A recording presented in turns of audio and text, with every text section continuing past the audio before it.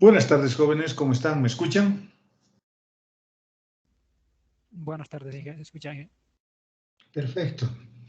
Empecemos nuestra clase con el siguiente tema que nos toca, que es las integrales de línea de campos vectoriales. En la clase anterior hemos hecho las integrales de línea de campos escalares, ¿no? Y ahora lo que vamos a hacer es estudiar las integrales de línea de campos vectoriales. Este es un tema también que ya ha sido visto por ustedes en Cálculo 2. Aquí vamos a reforzar algunas ideas, vamos a dar algunas ideas novedosas, digamos, pero básicamente es similar, ¿no? Por supuesto, con más riqueza. En Cálculo 2 se lo ve muy rápido esto porque se lo ve ya en las postrimerías del semestre, terminando el semestre, así que es bastante rápido.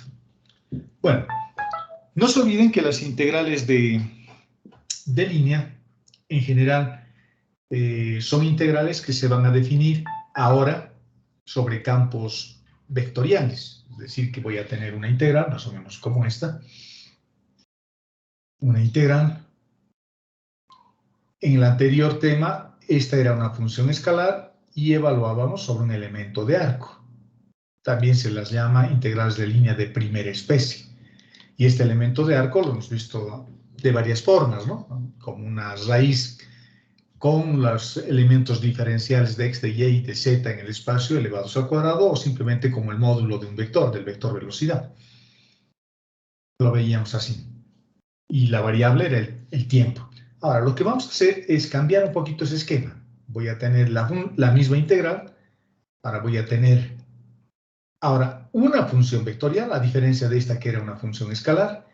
Y como este es un vector, lo voy a multiplicar en producto escalar con el elemento diferencial del vector de posición. En realidad, estas integrales, las que vamos a estudiar ahora, incluso son más fáciles, ¿no? Porque acá involucra una raíz y demás cosas que hay que calcular. En cambio, acá no, simplemente es un producto vectorial entre el elemento diferencial del vector de posición y un campo vectorial. ¿De acuerdo? Y esa definición que acabo de explicarles está acá. Entonces, f de x y... ¿Me están escuchando, no, jóvenes? ¿Me escuchan bien? Porque mi micrófono no está bien, ingeniero. Si es que si me escuchan muy lejos, una cosa así, me avisan para ver si puedo cambiar el micrófono o arreglarlo. Pero si me escuchan bien, bueno, sigamos. F es una función vectorial, ahora es un campo vectorial. Y además, por supuesto, tiene que ser continuo. Y este campo vectorial nos va a permitir, dentro de este campo vectorial mejor, evaluar una trayectoria que va a estar dada por la curva C. Una curva que puede estar en su forma parametrizada o como la intersección de dos superficies, etcétera, etcétera. Pero va a ser una curva. Y la vamos a describir también, puede ser a partir de una forma vectorial, y por supuesto tenemos que tener límites. Unos límites para saber de dónde a dónde nos estamos moviendo. Por lo tanto, la integral de línea de este campo vectorial a lo largo de la curva C va a estar descrita o va a estar definida de esta forma. ¿De acuerdo? Ahora, todo es vector. El campo vectorial es un vector y el desplazamiento es un vector. Y ese diferencial de R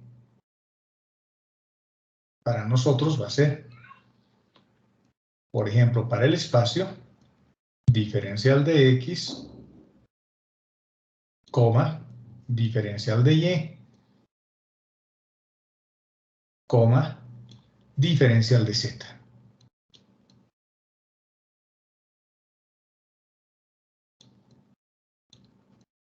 ¿De acuerdo?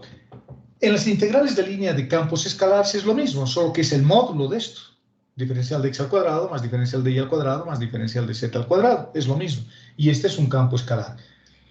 Ahora tengo un campo vectorial y tengo la forma vectorial, ya no su módulo, del diferencial de R. La curva sobre la que nos vamos a mover, jóvenes, es una curva que puedo parametrizar. Y este teorema me está diciendo que en realidad no interesa la parametrización, porque el resultado siempre va a ser invariante respecto a la parametrización. En otras palabras, No interesa si lo parametrizo de una forma o de otra. La condición es que lo parametrice bien y que lo evalúe en los términos o en el rango que nos han pedido, en el intervalo que nos han pedido. Por lo tanto, no debería cambiar el resultado. Y eso es lo que dice este teorema. Fíjense lo que dice. La integral de línea de un campo vectorial es invariante, es decir, que no cambia si se reemplaza la representación paramétrica por otra equivalente y que describa la misma curva en el mismo sentido. Es decir, que la curva nos podemos imaginar como una partícula que se está moviendo, ¿no?, en un determinado sentido. Cuando yo parametrizo una curva, tengo que imaginarme, o no tengo que cambiarle el sentido de movimiento, digamos. Eso quiere decir lo siguiente. Yo tengo un campo vectorial así, muchos vectores, digamos en el plano, muchos vectores así. Y en ese campo vectorial yo me estoy moviendo. Me estoy moviendo. Me estoy moviendo. ¿Dónde estamos? Por acá.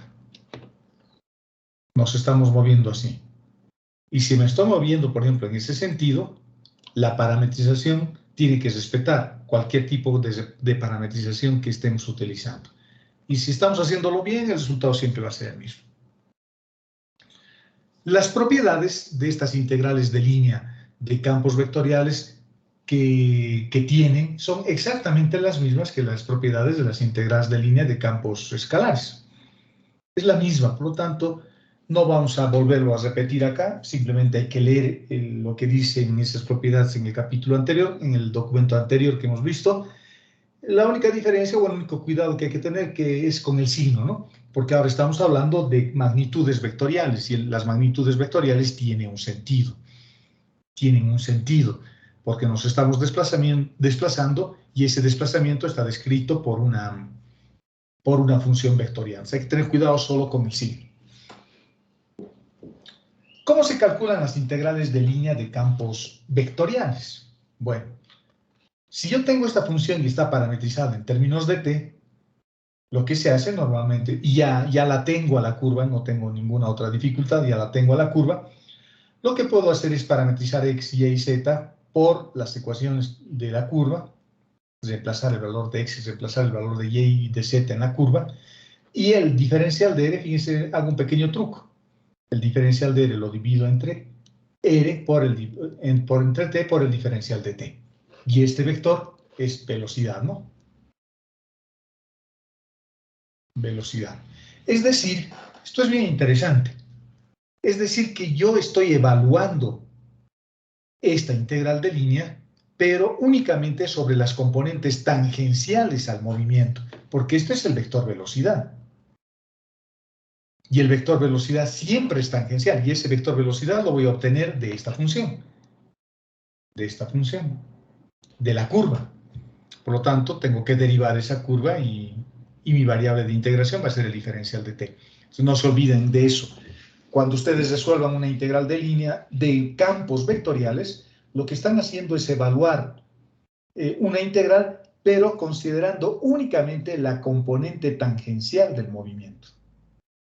Sobre eso actúa este campo, porque lo estoy proyectando a este campo vectorial sobre la componente tangencial.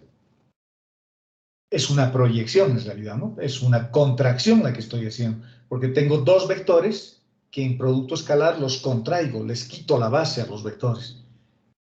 Pero voy a evaluar únicamente sobre las componentes tangenciales de la función f, porque lo estoy proyectando esa función sobre el vector velocidad.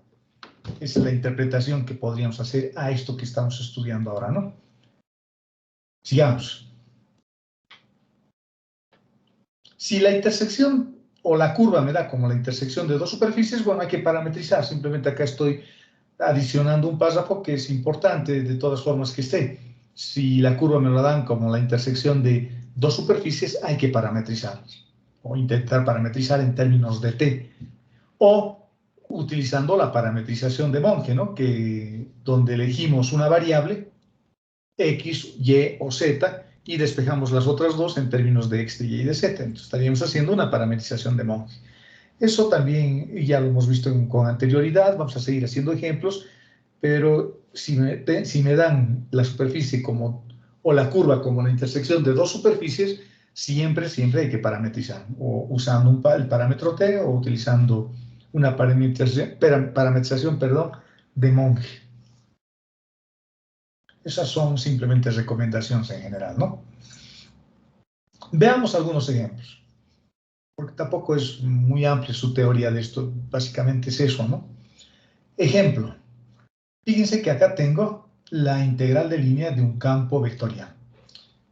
Me lo pueden dar así, como está, o me lo pueden dar así. La integral es el vector que corresponde al campo vectorial, que va a ser y, coma, z, coma, x. Ese es el campo vectorial. Esas son sus componentes. Dependen de x, de y y de z. En este caso, de esta forma, ¿no? Escalarmente, por el diferencial de x, por el diferencial de y por el diferencial de z. Entonces me lo pueden dar de dos formas. Les estoy mostrando. Lo que me están dando en este ejercicio de manera concreta, ya es el producto escalar. Por eso ya tengo este resultado. En muchos casos es bueno identificar cuál es el campo vectorial, ¿no? El campo vectorial va a ser en este caso y, z, x. Ese es nuestro campo vectorial. Lo puedo graficar en GeoGebra para ver cómo se está desplazando, cómo va cambiando en cada punto del espacio x y z ese campo vectorial. Lo podemos graficar en GeoGebra. Y luego tengo la curva. Y la curva, fíjense, me lo están dando como la intersección de dos superficies, que es una de las recomendaciones o una de las aclaraciones que me daban acá, ¿no? Me lo pueden dar como dos superficies. En este caso, me lo están dando como dos superficies. No interesa si está igualado a 0 o a una constante. Yo solo sé que son dos superficies. La primera es una esfera de radio A y la segunda es un plano. La esfera está por acá atrás, esa esfera roja, y el plano va a cortar a esa esfera en esta parte. Esta es la curva de intersección de la esfera con el plano. Ustedes seguramente están viendo un cilindro, pero ese cilindro en realidad no me lo han dado. Yo lo voy a tratar de obtener. ¿Para qué? Para parametrizar. Entonces, lo que voy a hacer es despejar de la segunda ecuación la variable z y lo voy a reemplazar. Y voy a ver qué cosa me sale. Agarro mis dos superficies. De la segunda despejamos y, o despejamos z. Del plano despejamos z. Y los reemplazamos en la ecuación de la esfera. X al cuadrado más y al cuadrado más z al cuadrado era, ¿no? Pero ahora z vale a menos y. Elevado al cuadrado por a. Tenemos una simplificación inicial que es eso. Y luego completamos cuadrados. Completamos cuadrados. Y al completar cuadrados me encuentro con que el resultado me da exactamente esto. Pregunta para la clase, ¿qué es esto? ¿Qué es? ¿La ecuación de qué es?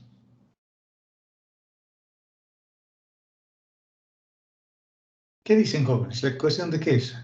De una circunferencia, ingeniero. ¿Y cuánto? No, no es una circunferencia. ¿Una elipse? No, no es una elipse.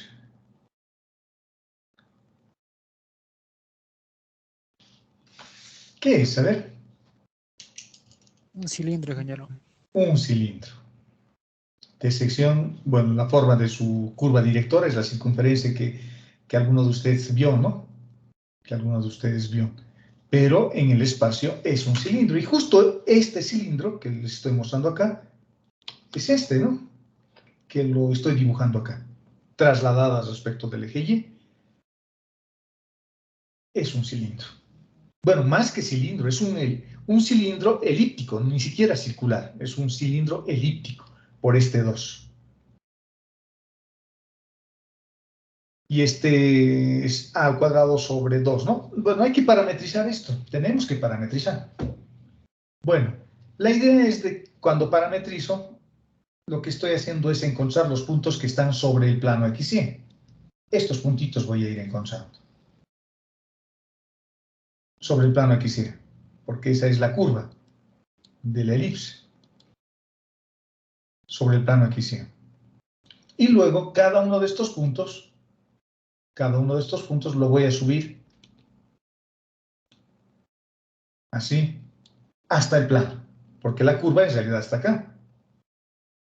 Entonces ese cilindro que hemos encontrado es un cilindro auxiliar. Es un cilindro auxiliar.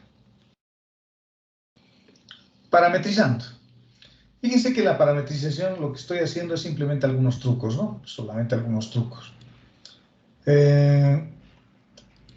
Este X está sueltito. Entonces no hay problema. Voy a utilizar parametrización trigonométrica. Entonces voy a decir X va a ser igual a esto, pero sacándole la raíz, A sobre raíz de 2 por el coseno del ángulo. Y Y, bueno, Y es un poquito más complejo. Y va a ser A sobre 2 más A medios por el seno de T. ¿De dónde ha salido todo eso? A ver, ¿quién me dice de dónde ha salido eso? Esto es cálculo 2 en realidad, ¿no?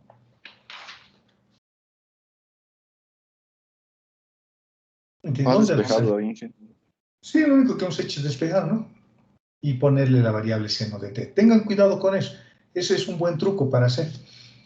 Porque con eso, reemplazando el valor de Y, que es todo esto, acá, y reemplazando todo X, que es esto, acá, y elevándolos al cuadrado, lo que yo tengo que obtener es esto, al cuadrado medio. Ese es el truco en realidad. A eso en algunos libros, como por ejemplo el cálculo superior de Schaum, le llaman coordenadas polares generalizadas, ¿no?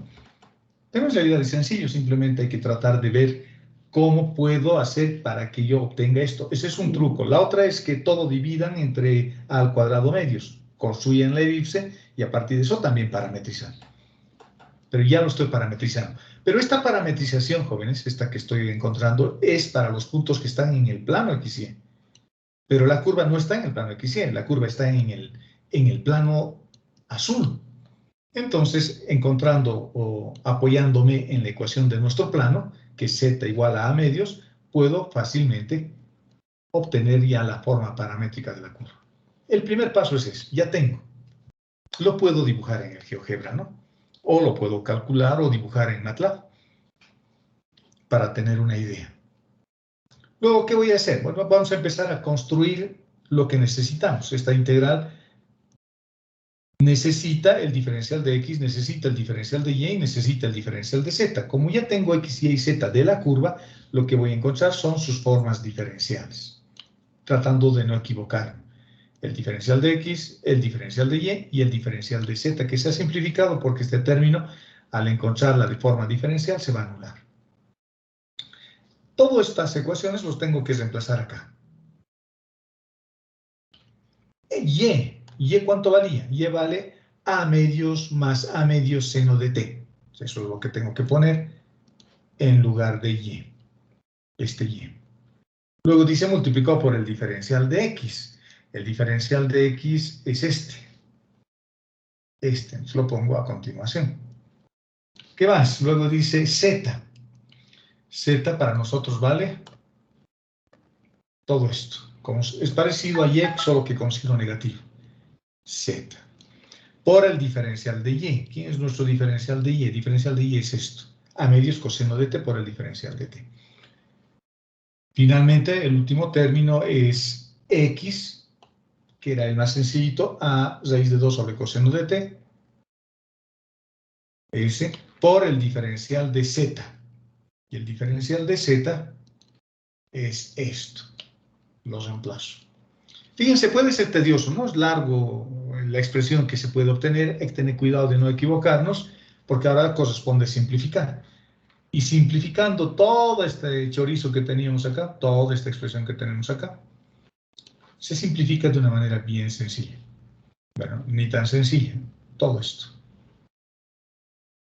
Y luego hay que integrar, evaluado entre 0 y 2pi.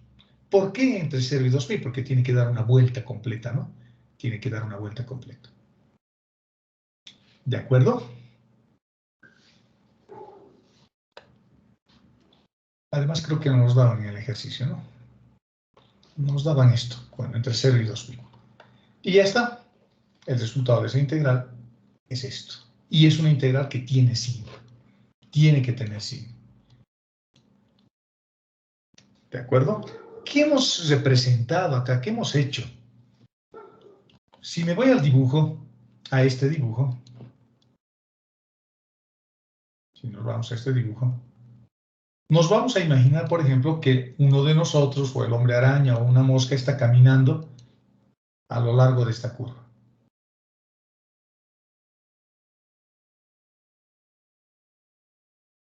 A lo largo de esa curva. Pero está caminando dentro de un campo vectorial. Aquí hay muchos vectores. Es como si estuviese nadando, digamos, o dentro de un fluido que tiene un comportamiento o modelado a través de un campo vectorial. Y ese campo vectorial es el que tenemos acá, ¿no? Ese es el campo vectorial que está modelando ese fluido, digamos, acá adentro. Y yo estoy nadando, digamos, dentro de eso, pero siguiendo esta curva. Lo que hemos calculado es eso. Eso representa la integral de línea que hemos calculado. Y como el signo negativo aparece, eso me está diciendo que yo me estaría moviendo en contra del campo vectorial. Es como si estuviera nadando río arriba. Entonces ahí voy a hacer más esfuerzo y por lo tanto eso se va a reflejar matemáticamente en el signo. En cambio, si yo estuviese nadando a favor de la corriente del río, el signo sería positivo, porque va a haber una contribución al movimiento dado por el propio campo vectorial. En cambio, en este caso, el signo negativo me está diciendo que el campo vectorial se está oponiendo a mi movimiento. ¿De acuerdo? Circulación de un campo. Bueno, la circulación, jóvenes, es lo mismo. Lo que hemos hecho acá es una circulación. Pero para darnos cuenta cuándo es o no es una circulación, lo único que tenemos que ver es si la trayectoria sobre la que nos estamos moviendo es cerrada. Un polígono cerrado, un triángulo cerrado, una circunferencia o cualquier curva en general que sea cerrada. Es decir, que coincida el punto de partida con el punto de llegada.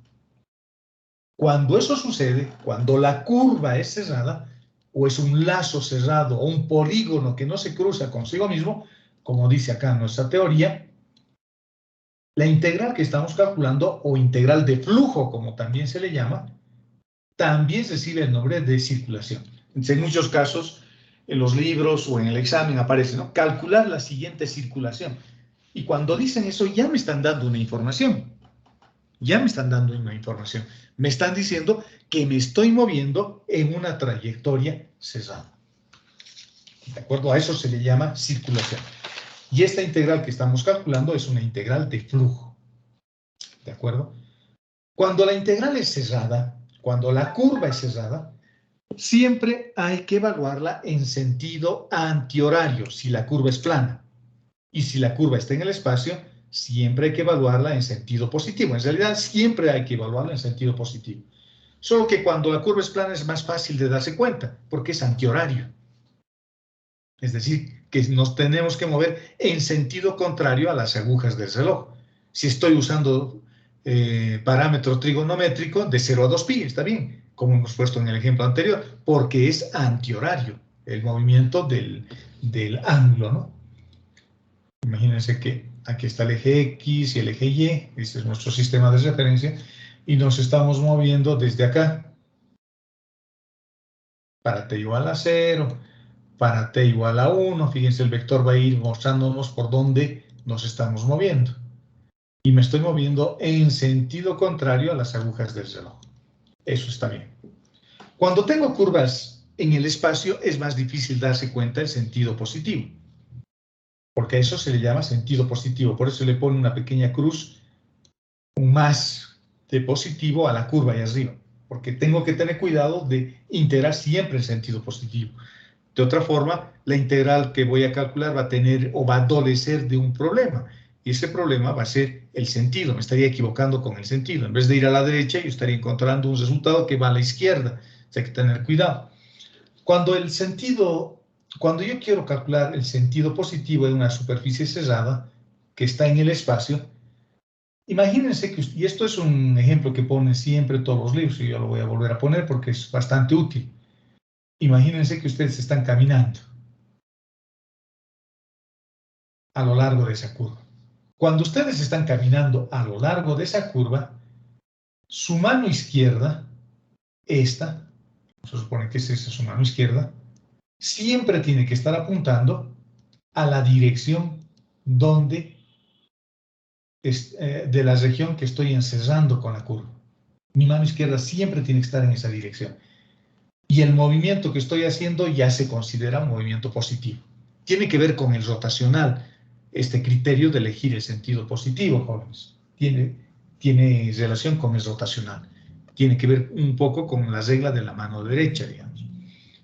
Entonces, si esta es mi mano izquierda y esta es mi mano derecha, mi mano izquierda siempre tiene que estar al lado de la región que estoy encerrando con la curva. ¿De acuerdo? Entonces, cuando ustedes calculan una circulación, hay que tener cuidado con eso. La siguiente pregunta que yo me haría, fíjense, no es muy complicado esto, solo hay que resolver integrales y tener cuidado cuando calculo una integral de flujo que es una circulación, es decir, un sentido positivo en el movimiento. En otras palabras, mi mano izquierda siempre tiene que estar en el mismo lado de la región que estoy encerrando. Imagínense esto, por ejemplo, antes de pasar a ver la independencia de la trayectoria. Imagínense esto. Yo tengo una esfera,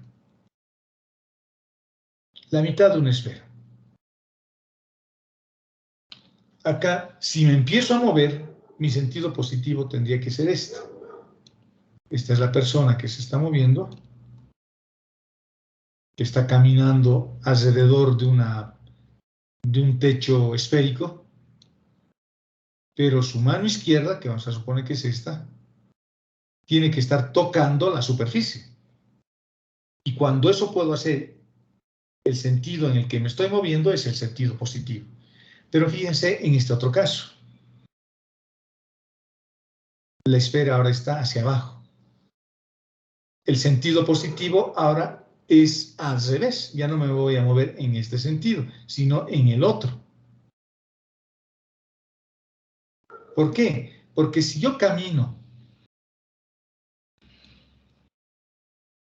así y me moviese en este sentido, mi mano izquierda no toca nada arriba, porque arriba no hay nada. No hay esfera. Esta parte de la esfera no hay.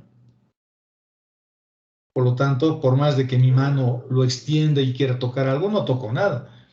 Tengo que caminar de cabeza. Tengo que caminar de cabeza. Y cuando camino de cabeza, mi mano izquierda va tocando la superficie y en ese sentido me tengo que mover. Hay que tener cuidado con eso, porque el signo también forma parte del resultado, ¿no? No es un signo aislado, no es un signo que no sirve para nada. En este caso, el signo también es importante. Sigamos. ¿Habrá algún caso? Fíjense, voy a poner un ejemplo acá. Nos vamos a imaginar que estoy en el plano XY. Esto solo puedo extender al espacio, no es exactamente la misma idea, pero es más fácil verlo así. Y acá están mis vectores. En cada punto del plano voy a tener un vector que están describiendo, cada uno de estos vectores, cómo ese campo vectorial se está comportando en cada instante, en cada momento, en cada punto. Muchos vectores. Es como un río, como un fluido que se está moviendo según la dirección que me están dando en ese punto, en cualquiera de estos puntos, que son la base del vector. En cualquiera de esos puntos me está diciendo cómo se está comportando el campo vectorial, qué me empuja a hacer. Si estuviera parado acá, el campo vectorial me dice que me empujaría hacia arriba. Si estoy acá, me empujaría en este sentido. Si estoy acá, me empujaría en el otro sentido. La pregunta es, ¿habrá algún caso que cuando yo me mueva, por ejemplo, de acá hasta acá, me quiero mover? Pero tengo distintas posibilidades para mover. Puedo moverme así, me puedo mover así, o tal vez me puedo mover directamente. La pregunta es, ¿habrá alguna situación, habrá algún caso donde no interese por dónde vaya para ir del punto A al punto B? Si yo elijo este camino 1 o elijo el camino 2, que es el que me está dando este otro, o elijo el camino 3, que es el que me está dando este otro, este. A ver, pregunta para la clase. En dependencia de qué curva yo elija para ir del punto A al punto B, el resultado podrá ser el mismo o creen que va a cambiar. ¿Qué dicen ustedes?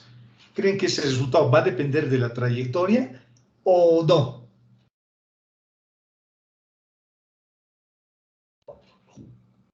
Es decir, el resultado. ¿Qué dicen?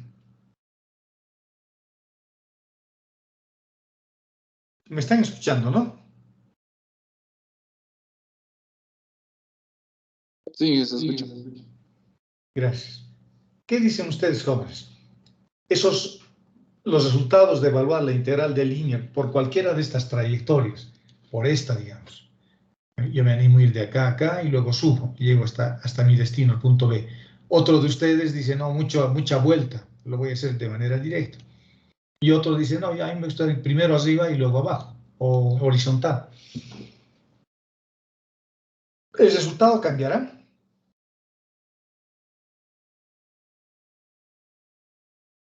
¿Qué Inge, creen? Sí, creo que el Mónica. resultado no cambia si se trata de un campo conservativo o algo así, si no me equivoco. ya, bien, bien, buen punto. El otro compañero que quería hablar.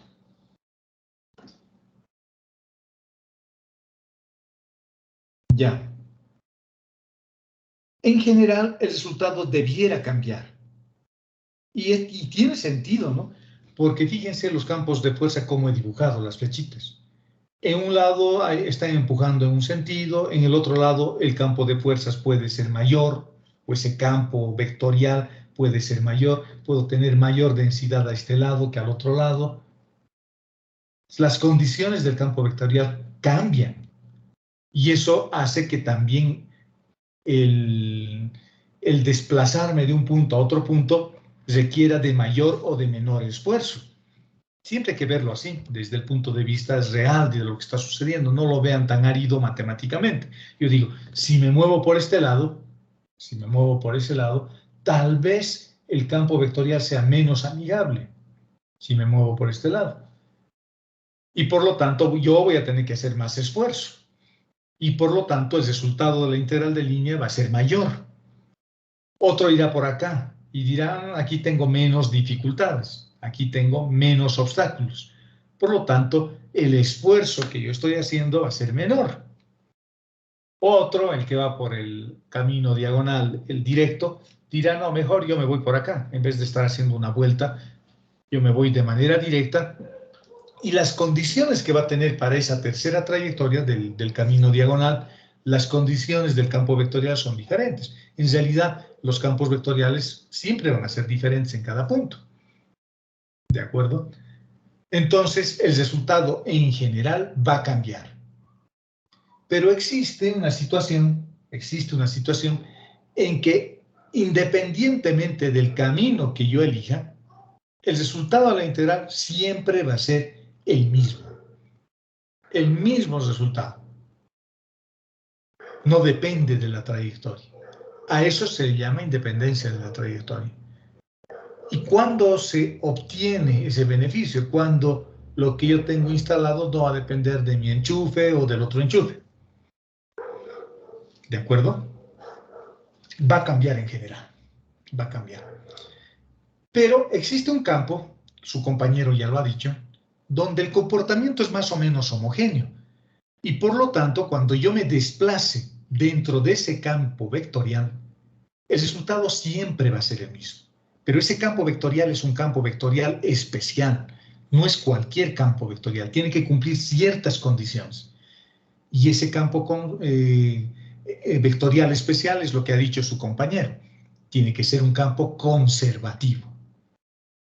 Y si ustedes se acuerdan de cálculo 2, los campos conservativos son gradientes. Entonces, lo que tendría que averiguar es si el campo en el que estoy moviéndome es un gradiente o es resultado de haber calculado un gradiente a partir de una función escalar de punto. Veamos qué dicen nuestro paso. Pues en realidad esto es lo que he explicado, está escrito acá. Vamos a leerlo un poquito y tratar de entender. Tal vez en lo que es escrito haya más elementos que se puedan seguir discutiendo. Fíjense, para la mayoría de los campos vectoriales y la mayoría de las trayectorias posibles entre dos puntos, las integrales asociadas tendrán resultados distintos, lo que habíamos dicho al principio.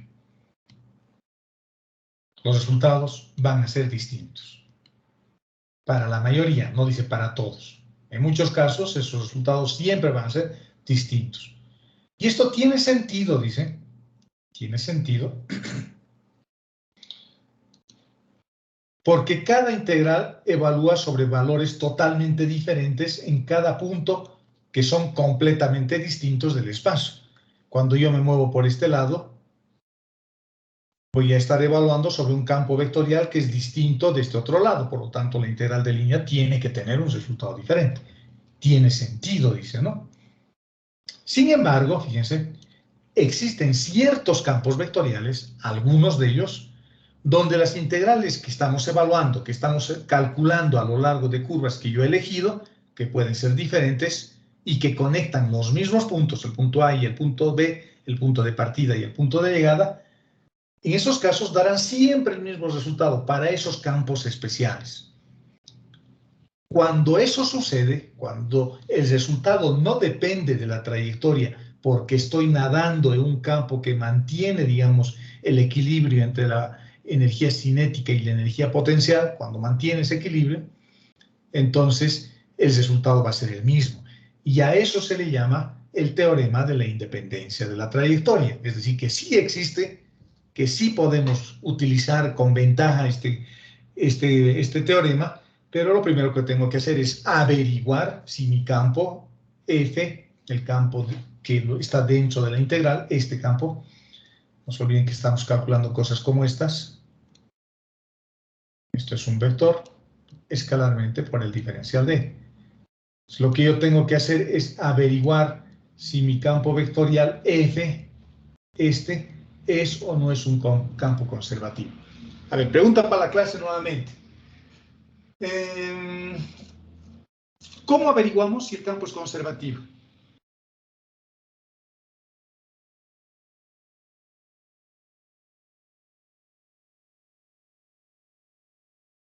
¿Qué dicen, jóvenes? ¿Se deben acordar algo? ¿Cómo averiguamos que el campo es conservativo?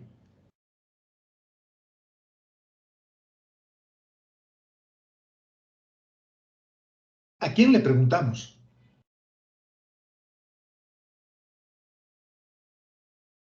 Fíjense, jóvenes, que para estudiar estas cosas hay que estar estudiando el anterior capítulo, ¿no? Porque ahí hemos visto el gradiente, la divergencia rotacional, hemos visto sus propiedades. Entonces, esto deberían responderlo fácilmente.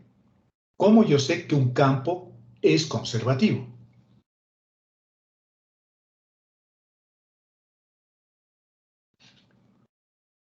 ¿Qué dicen, muchachos? ¿Por qué están tan calladitos? Creo que yo estoy hablando, el único solito, y hasta estoy hablando macanas, creo. ¿Cuándo un campo es conservativo? ¿Cómo averiguo? ¿Qué propiedad tienen los campos conservativos?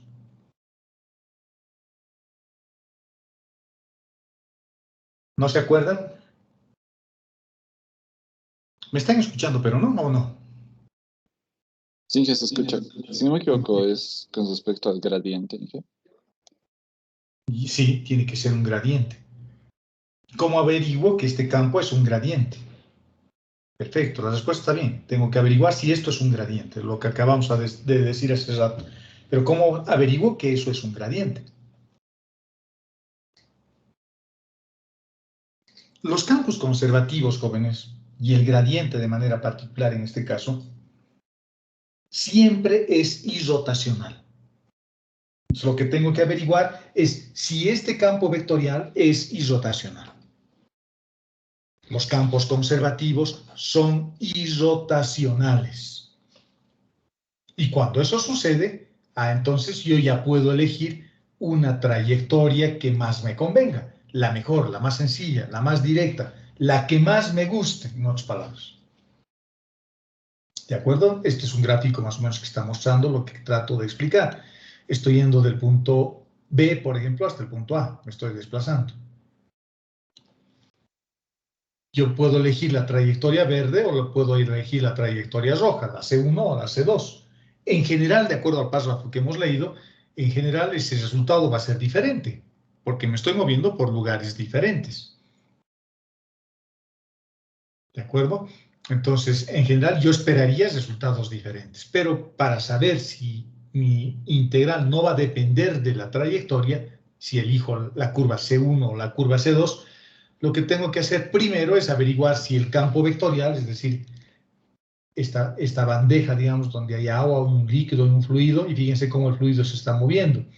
Lo que tengo que averiguar si ese fluido representado, modelado por el campo vectorial, es o no es conservativo. Tengo que averiguar eso. Y para averiguar eso, para saber si es o no es conservativo, yo tengo que saber o tengo que determinar si mi campo vectorial es irrotacional. ¿De acuerdo? Veamos eso como teorema. Nos da un campo vectorial F.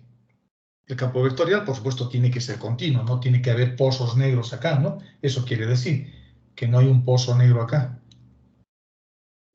que no haya campo vectorial acá. Por donde yo me vaya a mover, el campo tiene que ser conservativo para no entrarme a este pozo, ¿no? Como un agujero negro. Eso quiere decir, tiene que ser continuo en esa región, y la región tiene que ser conexa y abierta. Entonces, la integral de línea que voy a calcular va a ser independiente de la trayectoria si y solo si F es un campo conservativo dentro de la región donde estoy evaluando. O se dice que también esa región va a ser conexa o simplemente conexa. Y esa región conexa o simplemente conexa es una región que es reductible de una manera continua hasta convertirse en un punto. A ver, ¿qué quiere decir eso? Para que se entienda bien. Imagínense que yo tengo una circunferencia acá. Y hago que esta circunferencia disminuya de tamaño. Y si yo puedo hacer eso hasta que se vuelve un puntito, y siempre tengo un vector dentro de las regiones que están disminuyendo, si tengo siempre un campo vectorial, entonces la región es simplemente conexa. Pero imagínense una región más o menos así, donde tengo un hueco acá y otro hueco por acá. Acá en estos huecos no hay campo vectorial. Acá o acá. No hay campo vectorial, no está definido. Entonces, esta región es doblemente conexa o triplemente conexa, y cuando se evalúa o cuando se quiere usar este teorema, yo tengo que asegurarme, lo primero que tengo que asegurarme es si la región cumple las condiciones, si la región es continua, si no hay huecos, si no me estoy comiendo un buñuelo. Los buñuelos son así, ¿no? Con huecos al medio. La región no tiene que ser un buñuelo, la región tiene que estar completamente definida en cada punto un vector, como en este dibujito. ¿De acuerdo? Este teorema se va a cumplir únicamente si la región es simplemente conexa o continua, en otras palabras. Vamos a demostrar. Fíjense, como estamos asumiendo que el campo vectorial es un gradiente, el gradiente se calcula así, a partir de una función escalar de punto, y tomando las derivadas parciales sucesivas, yo tengo el gradiente. Eso hemos visto también, el gradiente es esto. Yo estoy queriendo calcular esta integral, ¿no? Antes de calcular la integral tengo que hacer eso, porque mi integral es f escalarmente por el diferencial de r. Por el diferencial de r. Lo primero que tengo que hacer es calcular esta parte. Es lo que estoy haciendo acá. Y estoy haciendo un pequeño truco. Fíjense el truco que estoy haciendo. Lo estoy dividiendo al diferencial de r y lo estoy multiplicando al diferencial de r por el diferencial de t. Porque así tengo este vector que es el vector velocidad. Y la variable de integración va a ser t. Perfecto. Voy a hacer el producto escalar entre estos dos elementos. El gradiente se encuentra así. Se toman las derivadas parciales sucesivas de la función escalar de punto que le estamos llamando en este caso phi. Y el diferencial de r respecto de t va a ser el vector velocidad, vale decir x respecto de t, y respecto de t, z respecto de t. Haciendo el producto escalar me voy a encontrar con una expresión como esta. Más grande. Y eso es la derivada de phi respecto de t.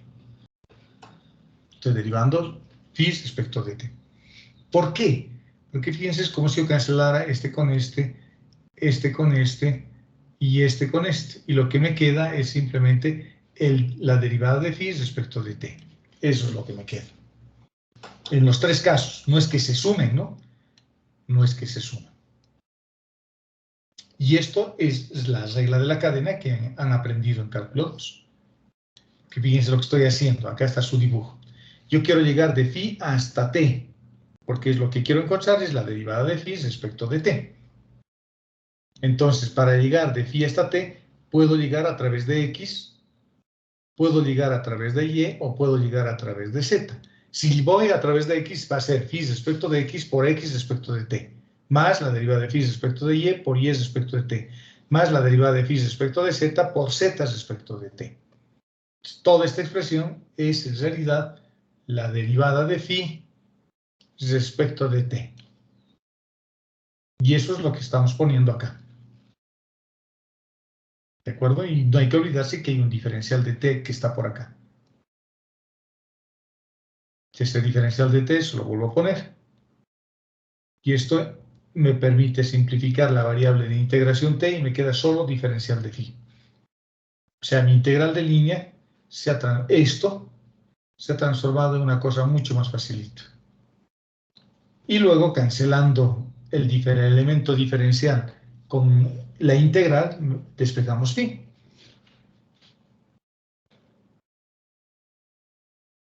Y luego evaluamos entre el punto inicial y el punto final. Y la integral de línea no había sido más que la función escalar de donde hemos obtenido el gradiente de la función evaluado entre el punto inicial y el punto final. A ver, pregunta para la clase. Si yo me estoy moviendo dentro de un campo conservativo, pero en una trayectoria cerrada, ¿cuánto creen que debería valer ese resultado?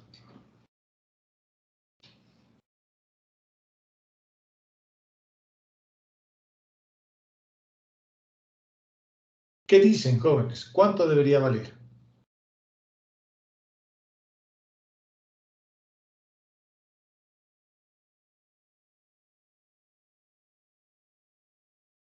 ¿Qué dicen, jóvenes? ¿Cuánto debería valer? Entienden la pregunta, ¿no? Me están siguiendo, ¿no? Me estoy moviendo dentro de un campo conservativo, pero mi trayectoria es cerrada. Parto del mismo punto y llego al mismo punto. Por lo tanto, ¿cuánto debería valer la integral de línea? 0, Inge. 0, correcto, porque depende del punto inicial y el punto final. Y como el punto inicial y el punto final es el mismo, el resultado de esta integral debería ser 0. Entonces, eso también es importante, porque algunos de ustedes alguna vez me han comentado, bueno, sus compañeros de semestres anteriores, pasados, me decían, ¿no? Yo he aprendido en variable compleja de que cuando yo resuelvo una integral de línea en una trayectoria cerrada, el resultado siempre es 0. Y cuando veían una integral de línea en una trayectoria cerrada, una circulación calculada en un campo conservativo es 0, pero si el campo no es conservativo no va a valer 0. No va a valer 0. Entonces, solamente si el campo es conservativo.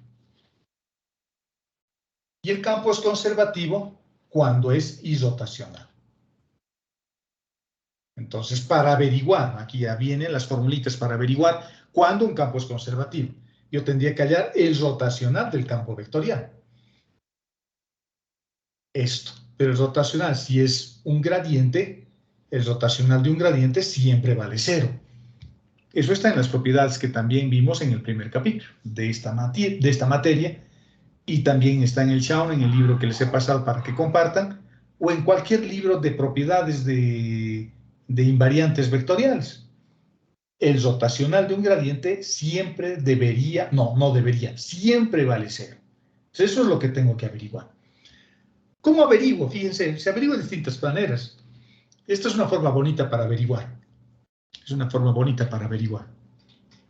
Este es el campo vectorial y tiene componentes P, Q y E. En el ejemplo que hemos hecho hace rato, esas componentes valían Y, Z y X. P es Y, Q es Z y R es X. Y puedo formar este determinante. La primera fila es la derivada de P de la primera componente respecto de todas las variables. P respecto de X, P respecto de Y, P respecto de Z. La primera fila. Luego agarro la segunda componente del campo vectorial y lo derivo respecto de X nuevamente, lo derivo respecto de Y nuevamente y lo derivo respecto de Z nuevamente. Luego agarro la tercera componente, que es R, y hago exactamente lo mismo. Lo derivo respecto de X, lo derivo respecto de Y y lo derivo respecto de Z. Esta es una matriz en realidad la que he formado, más que determinante, es una matriz. Pero a esta determinante le voy a llamar el jacobiano del campo vectorial. Es el jacobiano del campo vectorial. Y si este jacobiano está asociado a una matriz simétrica, el campo es conservativo. ¿Y simétrica qué quiere decir? Quiere decir que este término pintado con rojo va a ser igual a este término pintado con rojo, que este término pintado con azul va a ser igual a este término pintado con azul, y este término pintado con verde debería ser igual a este término pintado con verde. Y los elementos de la diagonal no me interesan. Si este determinante que le estamos llamando el jacobiano del campo vectorial está asociado a una matriz simétrica, el campo es conservativo. Veamos ese ejemplo que teníamos hace rato. Nuestro campo era así, ¿no? F igual, paréntesis, a ver, nos vamos a acordar de ese ejemplito que hemos hecho, de este. El campo vectorial era YZX. YZX.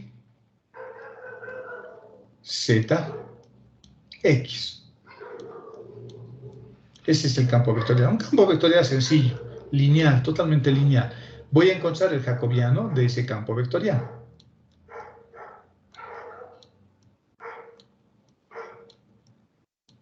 Y eso es fácil. La derivada de y respecto de x, 0. La derivada de y respecto de y, 1. La derivada de y respecto de z, 0. La derivada de z respecto de x, 0.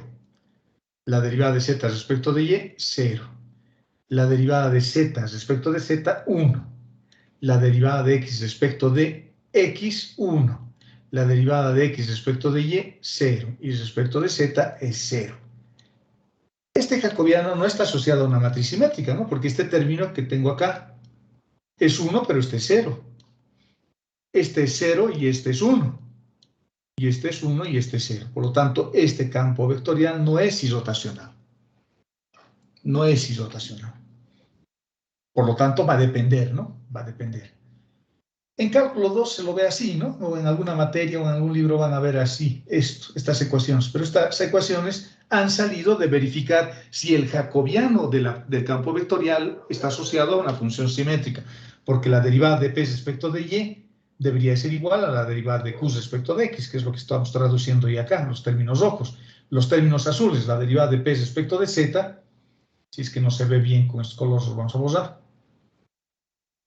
La derivada de p respecto de z debería ser igual a la derivada de r respecto de x, y la derivada de q respecto de z debería ser igual a la derivada de p respecto de y.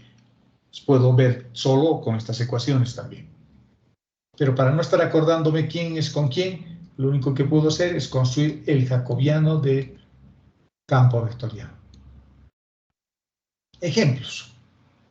Ejemplos. evaluar esta integral de línea, donde el campo vectorial está dada por una función un poquito más compleja. 2x menos y al cubo más esta función, coma, 3x y al cuadrado más e a la x más y. Y la curva es esta. Una curva diferente. Lo puedo dibujar en MATLAB y me están pidiendo que evalúe en este rango. Lo puedo graficar en MATLAB o en GeoGebra.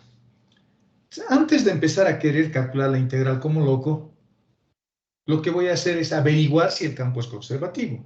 Porque si el campo es conservativo, entonces va a ser para mí más fácil porque yo voy a poder escoger mi trayectoria. Entonces, ¿qué hago? Hallamos el jacobiano del campo vectorial.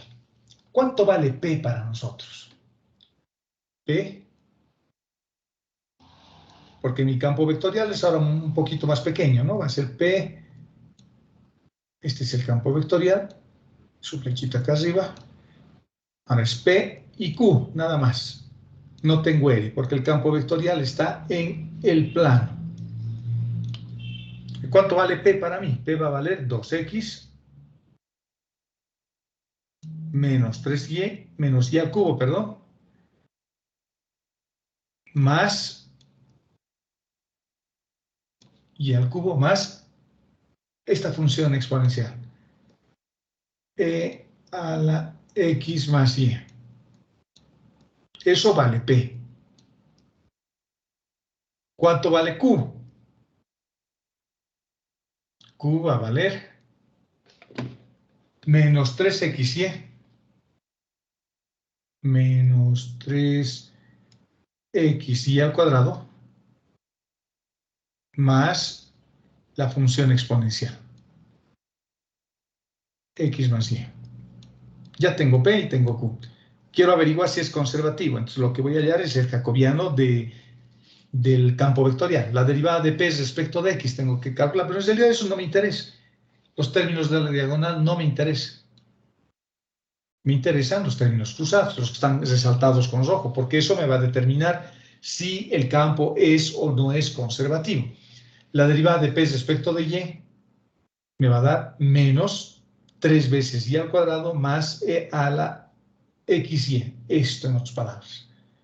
Y la derivada de Q respecto de Y, o del X, perdón, me va a dar 3Y al cuadrado más esto, este término, multiplicado por 1. Si me fijo, ambos resultados son iguales. O sea, en esta matriz me estoy dando cuenta que hay simetría, Por lo tanto, como hay simetría, la simetría siempre es sinónimo de belleza, y en este caso hay simetría porque la matriz es simétrica. Entonces, como hay simetría, lo que tengo que hacer es utilizar o la curva que me han dado, esta, o inventarme otra, pero que vaya de 0 a pi cuartos. Por lo tanto, el campo es conservativo y la región de evaluación es simplemente conexa. ¿Cómo yo sé que es simplemente conexa? Porque si me fijo esta función en la primera componente y me fijo la segunda componente, no tengo divisiones por 0, ¿no? No tengo valores de x y de y para este rango, para t que varía desde 0 a pi cuartos, donde yo tenga indeterminaciones, donde yo tenga divisiones por 0, donde yo tenga raíces que se puedan hacer números imaginarios. Fíjense, 2x siempre va a ser un número real, el y al cubo también siempre, y este otro también siempre, la función exponencial. Por lo tanto, la región es simplemente conexa. ¿Cuándo no es una región simplemente conexa? Cuando P, por ejemplo, le aumentábamos 1 sobre X. O 1 sobre X. Cuando X vale 0, se hace infinito, por ejemplo. Entonces, en 0, este campo con vectorial tiene problemas. No está definido para X igual a 0. Porque voy a tener infinito acá, ¿no? Infinito. Sumado con el 2x y sumado con el y al cubo y sumado con la función exponencial, ese infinito va a ser absorbente en realidad, se los va a tragar a todos. Por lo tanto, la región no sería simplemente conexa. En este caso sí lo es, porque no tengo cosas raras como esta. Por lo tanto, puedo aplicar el teorema de la independencia de la trayectoria. Para eso, es bueno que recuerden, jóvenes, cómo se resuelven ecuaciones diferenciales de las diferenciales exactas. Entonces ya voy a empezar a resolver la integral. Voy a agarrar el primer término, el P voy a agarrar, y lo voy a multiplicar por el diferencial de X, ¿no? Y me voy a olvidar de Q y el diferencial de Y, porque lo que voy a hacer acá es resolver una ecuación diferencial. Entonces, integrando solo para X, me imagino que se están acordando esto que estoy haciendo. Integrando para X voy a tener X al cuadrado, X y al cubo, lo mismo, y una constante de integración que dependa de Y, porque cuando derivamos respecto de X, esa constante debería ser 0. Ahora voy a derivar mi resultado, todo este resultado, porque se supone que este ya es mi primera aproximación. Lo que voy a hacer es derivarlos respecto de Y. Derivando X respecto de Y se anula. Derivando respecto de Y me va a quedar menos 3XY al cuadrado, y hasta acá. En este otro simplemente es lo mismo, su derivada, y acá voy a tener la derivada de C respecto de Y. Mi incógnita es esto ahora. Tengo que averiguar eso. Y para averiguar eso, bueno, tengo que comparar este último resultado. ¿Con quién? Tengo que comparar con Q. Me están siguiendo, ¿no? Me imagino que me están siguiendo. Lo comparo y con eso puedo determinar cuánto vale K. Cuánto vale esa función que dependía de Y. Y en este caso es una constante, porque fíjense, la derivada se ha anulado. Porque este término se me va a ir con este, y este término se me va a ir con este, y la derivada de ese respecto de Y resulta que es 0. Por lo tanto, K es, o la función tiene que ser una función que dependa de una variable fija que es K. Bueno, ya no va a ser variable, no va a ser un valor constante. Por lo tanto, ya tengo mi función escalar. Esta es la función escalar de punto. Su gradiente es lo que me han dado. El gradiente es este. Este es su gradiente. Hasta acá abajo, ¿no? Se cierra acá. Ese es un gradiente. Hemos demostrado que es un campo conservativo. Por lo tanto, la integral de línea va a depender únicamente del punto inicial y del punto final. Y como esos puntos me han dado los límites que tienen que ser de 0 a pi cuartos, lo único que voy a hacer es agarrar esos límites y evaluar. Nada más. Esta es la curva que nos han dado. Y tengo los puntos. Voy a obtener los puntos. C en 0 me va a quedar 0 y C evaluado en 0 me va a quedar también 0 en la segunda componente. Por lo tanto, tengo este punto. Eso es las coordenadas del punto de partida, que lo estoy obteniendo de la propia curva, porque no tenía, ¿no? Fíjense mi resultado. El resultado que hemos obtenido depende de X y depende de Y. No hay T, no puedo reemplazar T. Por lo tanto, tengo que averiguar X y tengo que averiguar Y. Y para eso me estoy prestando la curva, y con la curva evaluando este punto y este punto, porque este punto es para el punto inicial, el 0, y este es el valor que tiene la variable t para el punto final, el punto de llegada. Entonces, con estos dos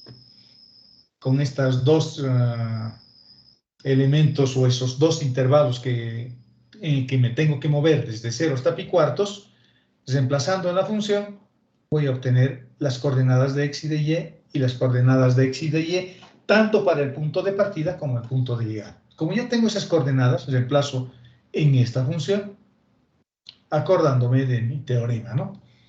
Mi teorema dice que lo que tengo que hacer es restar mi punto de llegada menos el punto de partida. Entonces, esa resta va a ser exactamente igual a esto. E al cuadrado menos 1. Fíjense que en este caso no es resuelto realmente una integral de línea. Lo que he hecho es resolver una ecuación diferencial, que era más fácil que resolver la integral de línea. ¿De acuerdo? Sigamos. Aplicaciones.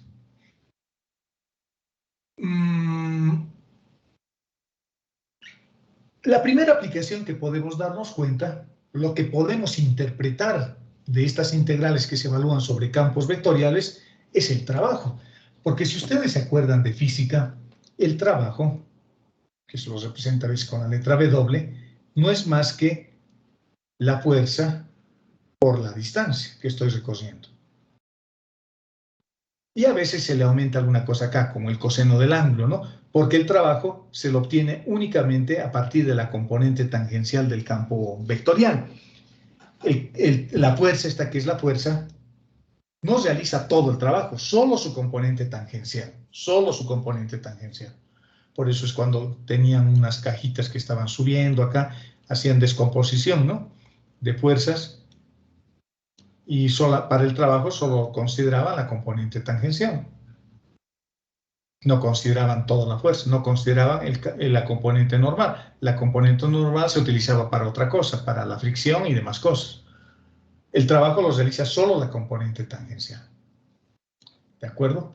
Por lo tanto, con esa pequeña descripción del campo vectorial, la primera aplicación es el trabajo. Por lo tanto, F ahora va a representar un campo de fuerzas. Ya no va a ser únicamente un fluido o un gas que se está propagando en el espacio.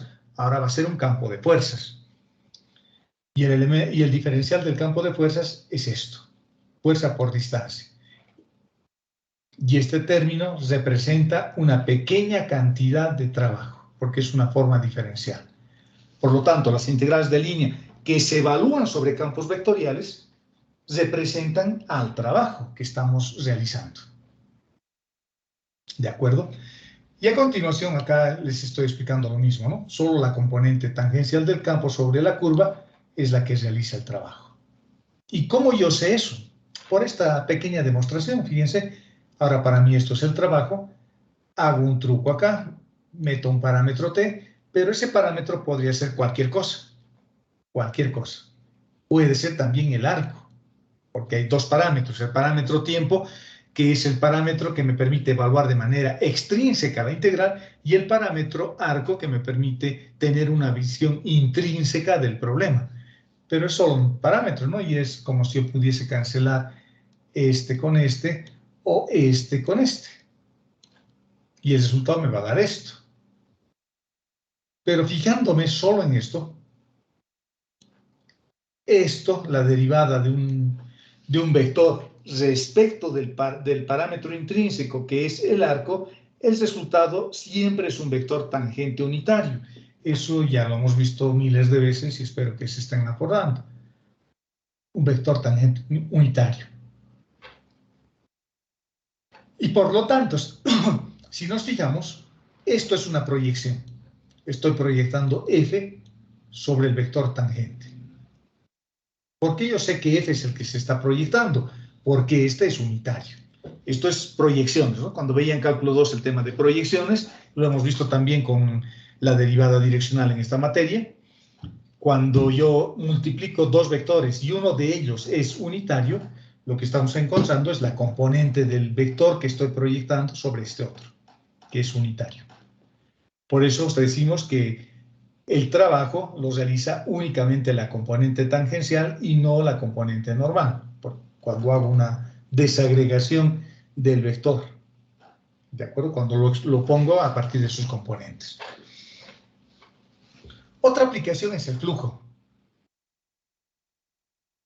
Si F es un campo de velocidades de un fluido, ahora ya es un fluido, ya no es un campo de fuerzas, ahora es un fluido que corre en una región del espacio, no sé, un río, una cosa así. Entonces, esta integral, fíjense, es un poco diferente. Se denomina integral de flujo bidimensional y se integra sobre la componente normal del campo de fuerzas. N es un campo normal unitario. O sea, esto. Esta es una integral de línea de un campo vectorial también, pero con esta integral de línea ya no estoy evaluando el trabajo, estoy evaluando el flujo del campo vectorial. Lo que está saliendo, por ejemplo, de un anillo, una cosa así. ¿De acuerdo? Es un poco diferente la definición del flujo. Veamos algunos ejemplos para que esto quede claro. Veamos algunos ejemplos. Realizaremos o calcularemos un trabajo. Vamos a hallar el trabajo. Y ese trabajo dice que está realizado por ese campo de fuerzas. Y la partícula se mueve según esta trayectoria. La trayectoria es sencilla, ¿no? Es una rosca circular, como nuestros anillados. Me estoy moviendo sobre eso desde 1, 0, 0 hasta este otro punto.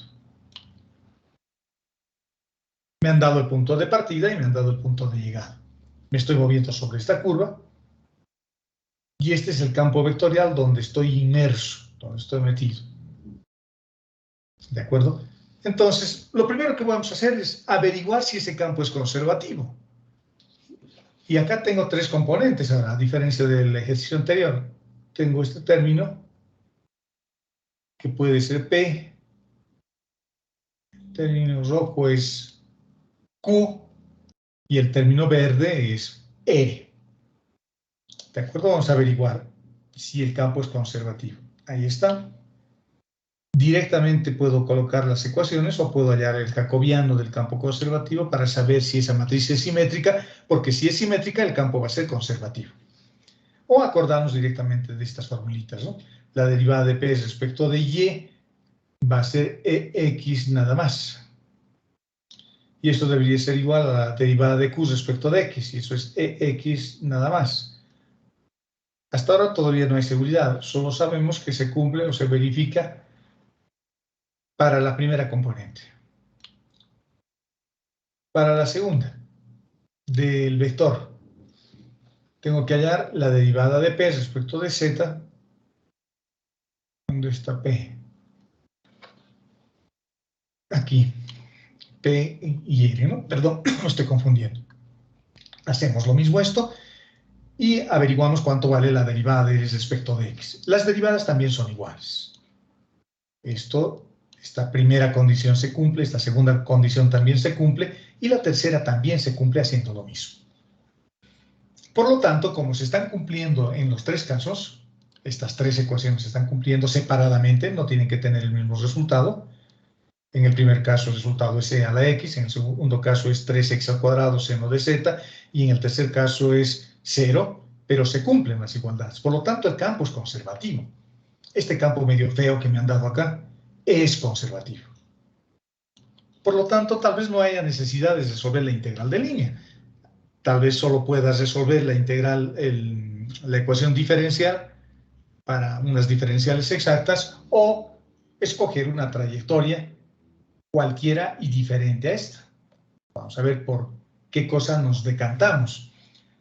Hemos decidido resolver la integral de la ecuación diferencial, es decir, obtener la función escalar de la cual procede este gradiente. O sea, hay que resolver una ecuación diferencial, ¿no? ¿Y cómo se resuelve? Bueno, eso es fácil. Eso también ya lo han visto en ecuaciones, lo han visto en cálculo 2, así que no hay necesidad de hacer, ¿no? Pero como un repaso general podríamos hacer esto. Podría agarrar esto y multiplicarlo por el diferencial de x. O agarrar este otro y multiplicarlo por el diferencial de y. O agarrar el término verde y multiplicarlo por el diferencial de z. Cuando desarrollamos el producto escalar vamos a tener eso, ¿no? Esto por esto más el diferencial de y por e a la x más x al cubo seno de θ por el diferencial de z. O sea, agarro cualquiera de esos términos e integramos. En este caso estoy agarrando el primer término y lo integro respecto de x. Entonces, integrando respecto de x, el primer término es el mismo. Respecto de x me va a dar x al cubo. El coseno depende de z, por lo tanto es una constante. Y ya está, ya he integrado. Pero como esta integral no tiene límites, entonces tengo que aumentar necesariamente una constante de integración. ¿Para quién he evaluado? Para x. Por lo tanto, mi constante de integración depende de y y de z, de las otras variables que no hemos considerado en este primer caso. En este primer caso estoy considerando solo el diferencial de x. Esta es mi primera aproximación. Esto se va a parecer a esto, mi función. Ahora, para que encuentre cuánto vale esta constante, lo voy a derivar respecto de y. Respecto de y me va a quedar simplemente x. Acá no hay nadie que dependa de y. Y en este otro caso solo es una idea, ¿no? Y lo voy a poner esa idea. C es respecto de Y. Y esto debería ser igual a la segunda componente de mi función, a esta, a E a la X. A E a la X. A esta que estamos igualando acá. Debería ser igual a esta. Ese término se cancela con este porque están en lados opuestos de la ecuación y me queda simplemente esto. C respecto de Y.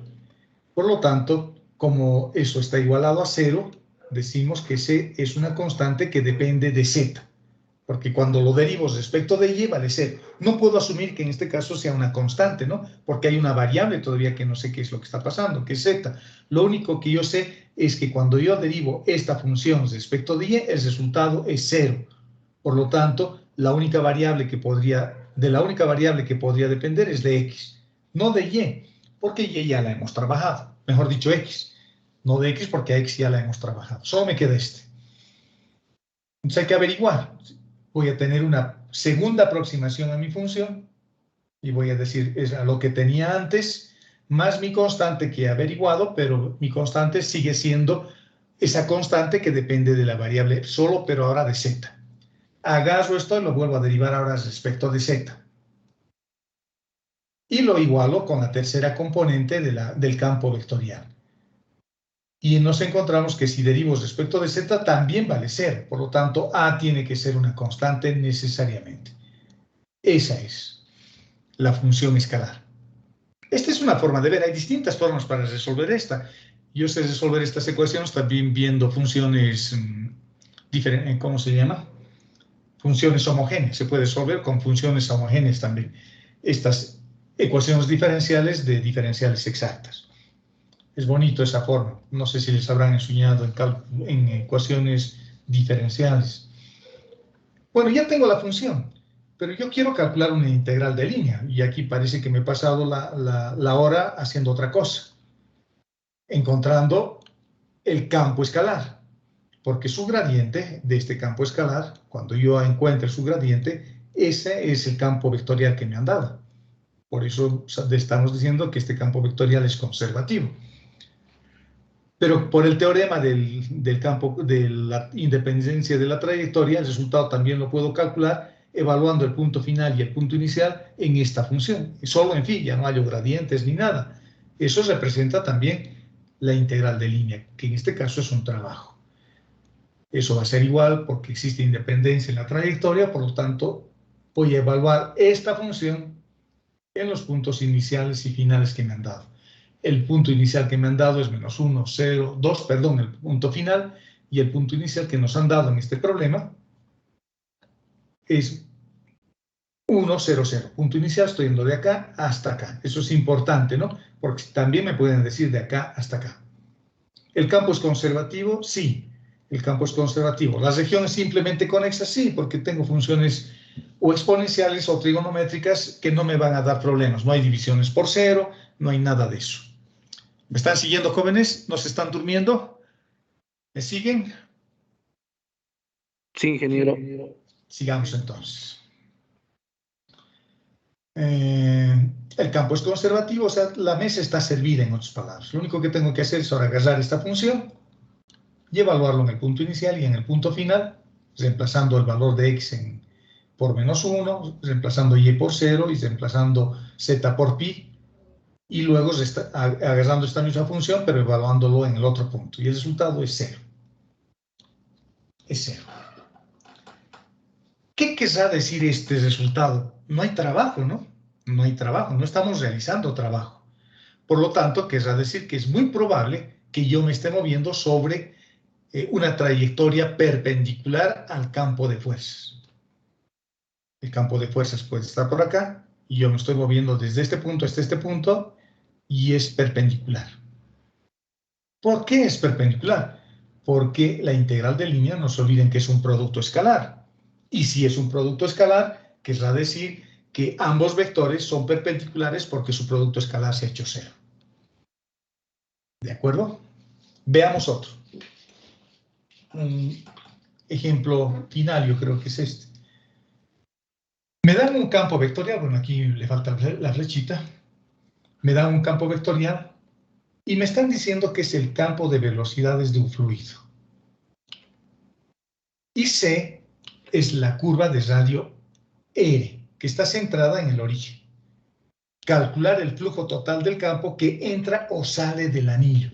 Entonces, ahora lo que estoy queriendo calcular no es un trabajo. Lo que estoy queriendo calcular es el campo vectorial que sale de esto o entra de este anillo. Ese anillo tiene esta ecuación. X al cuadrado más y al cuadrado igual a R al cuadrado, porque es una circunferencia centrada en el origen de radio R. Y el campo vectorial es este. ¿Cómo calculo eso? Eso ya lo hemos visto con una formulita. Yo calculo con esta fórmula. Entonces necesito varias cosas. El campo vectorial ya lo tengo. El campo vectorial es este. Voy a encontrar sus formas diferenciales para hallar esta parte. Para hallar esa parte. Encuentro el diferencial de X, encuentro el diferencial de Y, que son estos que tengo acá. S y S. Los elevo al cuadrado y los sumo. Los elevo al cuadrado y los sumo y el resultado es esto. Ya tengo, fíjense, R por el diferencial de T. Esto ya lo tengo resuelto. Tengo el campo vectorial. Mi problema es el vector normal. ¿Normal a quién? Normal a la curva.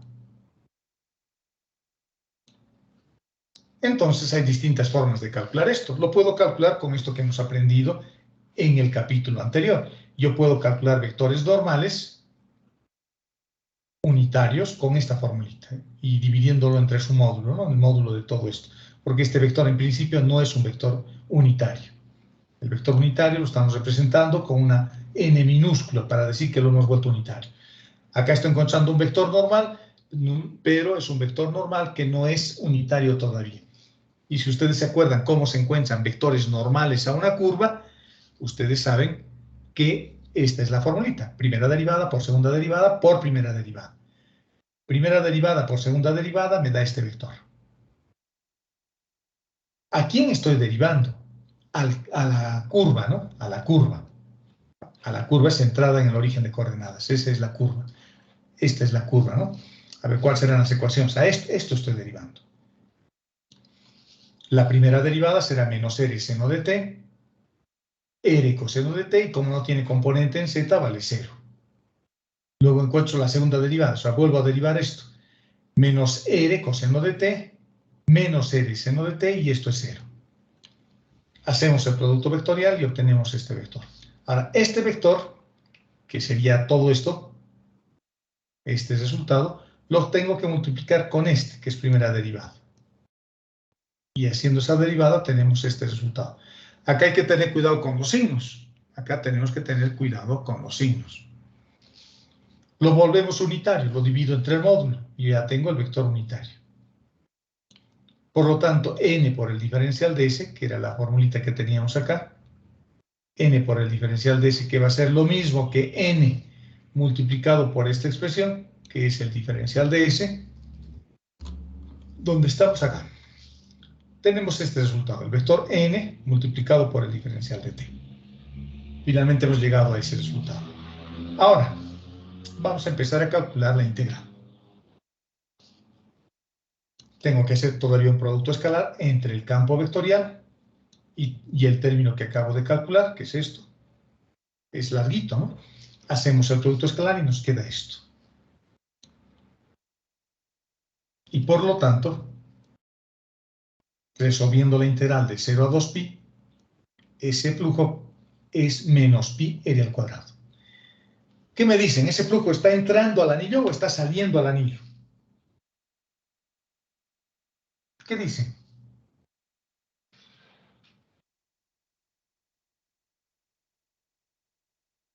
¿Qué dicen, muchachos? ¿Ese flujo está entrando o está saliendo? Hay que interpretar los resultados, ¿no? Hay varias, para que respondan esa pregunta les voy a dar algunas pautas. El vector normal siempre es un vector donde vira la función. Fíjense, varias cosas tenemos que saber. El vector normal siempre es así. Si tengo una circunferencia, el vector normal siempre está apuntando al centro de la circunferencia. Si no sé estas cosas, por supuesto que no voy a poder preguntar o responder a la pregunta, ¿no? Ese es el centro. Y el resultado que yo he obtenido es un resultado que tiene un signo negativo. Por lo tanto, querrá decir que el flujo en realidad está saliendo. Porque el signo negativo me dice que es contrario. Este signo lo estoy comparando o se está comparando con el signo del vector normal. El vector normal es hacia adentro y el resultado me salió negativo, entonces quiere decir que está saliendo. Ok, jóvenes. Y con eso concluimos este capítulo que ha sido más de repaso, digamos, que otra cosa. La parte fuerte de este último capítulo antes del examen parcial se va a dar con las integrales de superficie que vamos a ver en la siguiente clase. El viernes vamos a empezar a ver integrales de superficie de campos escalares y el siguiente martes vamos a tener la clase de integrales de superficie de campos vectoriales. Y el viernes, antes del examen, podemos hacer una clase de ejercicios de toda esta parte. ¿De acuerdo? Pero, por supuesto, tienen que estar estudiando. Si no estudian, es difícil que podamos interpretar el signo, es difícil que me pueda dar cuenta de las cosas que estoy haciendo. Para estas integrales de línea hay varias cosas que tengo que saber. Tengo que saber de gradientes, tengo que saber de divergencias, tengo que saber de rotacionales, tengo que saber sus propiedades, tengo que saber cómo es el vector normal, tengo que saber cómo es el vector tangente, y en este caso habrá vector binormal, posiblemente no, porque la curva está en el plano, y por lo tanto su vector binormal será K, cosas como esas, ¿no? Tengo que saber toda esa teoría previa que hemos aprendido a lo largo de toda su formación hasta ahora, ¿no? Cosas incluso del prefacultativo, cosas de cálculo 1, porque tengo que saber derivar, cosas de cálculo 2, cosas de ecuaciones diferenciales, porque en este caso, fíjense, estoy resolviendo una ecuación diferencial para encontrar el campo escalar, del cual procede el gradiente que me han dado, porque el campo era conservativo.